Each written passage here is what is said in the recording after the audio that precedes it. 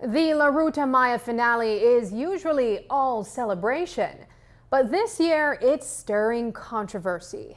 A last-minute move to shift the finish line to the Grand Resort and residents has angered paddlers, spectators, and some organizers.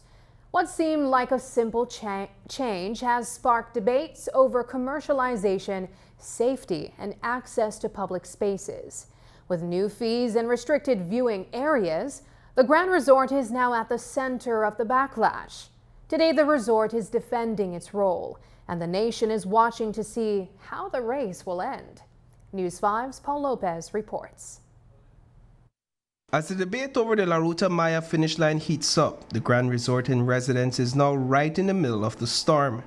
Today, the resort pushed out a flyer listing its entrance fees, fueling even more public chatter.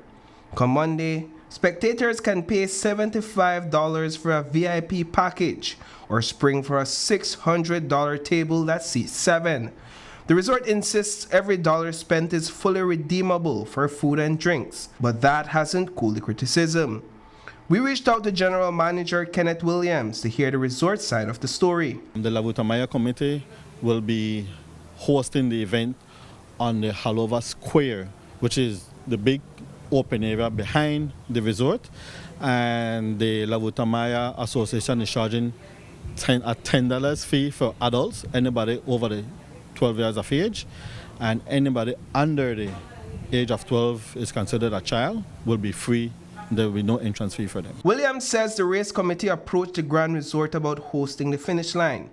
He explains the resort hesitated at first. Its building holds only about 400 people, and management worried about safety and possible damage to the deck. So, when the committee settled on the Halova Square as a $10 public viewing area, the resort created its own separate premium viewing option. To clarify, that is not an entrance fee.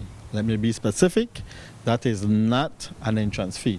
That's basically for this little area that we are right now, that is for the hotel. That's not anything to do with Ruta Maya Association using the Halova Square. Absolutely nothing to do with that. We are charging, not charging, but per se, $75, but that is towards food and beverage, right? You come in, you get a coupon for the $75, that is towards food and beverage. You redeem that for that. The $600 for the table is the same thing.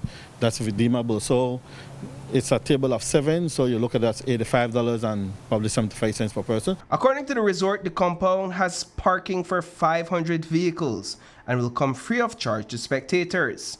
They also noted that people wanting to purchase food and drinks at the restaurant are free to do so. And there is a free option for the public. According to the chief engineer at the Ministry of Infrastructure, Development and Housing, the Halova Bridge will stay open, giving pedestrians a safe spot to watch the race while still allowing vehicles to move through as usual. The Halova Bridge will remain open, and it must remain open at all times. The ministry will not close the structure for the movement of vehicular traffic over the structure, and it will also be available for pedestrians to utilize the sidewalks that are installed on both sides of the Halova Bridge itself. We have decided to do some works on either sides of the bank, on the north and south side, to try and create a platform that visitors and also citizens can view the race from there in a safe and convenient manner. Despite the debate over fees and viewing areas near the Grand Resort, the real flashpoint is a decision to move the traditional finish line away from the Belkan Bridge. Many paddlers and fans say the change feels like the race is being commercialized. One paddler has already taken to Facebook, calling on others to join his team by crossing the finish line at the Grand Resort and then continuing to the Belkan Bridge, just as they always have. Tonight, the Belize Canoe Association is backing that push.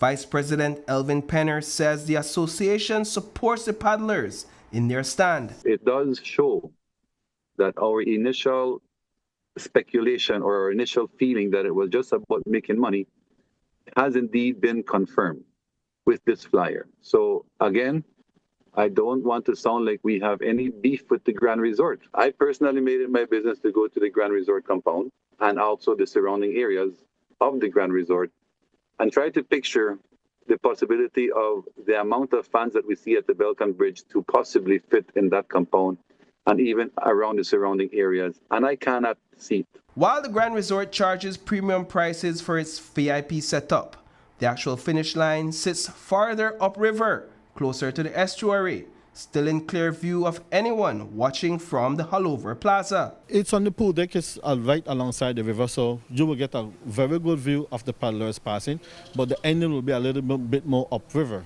By the square? By the square, yes. So the general public will have a better view per se to actually view the actual ending of the race itself. Paddlers have consistently raised safety concerns about the strong currents associated with the estuary. Reporting for News 5, I am Paul Lopez.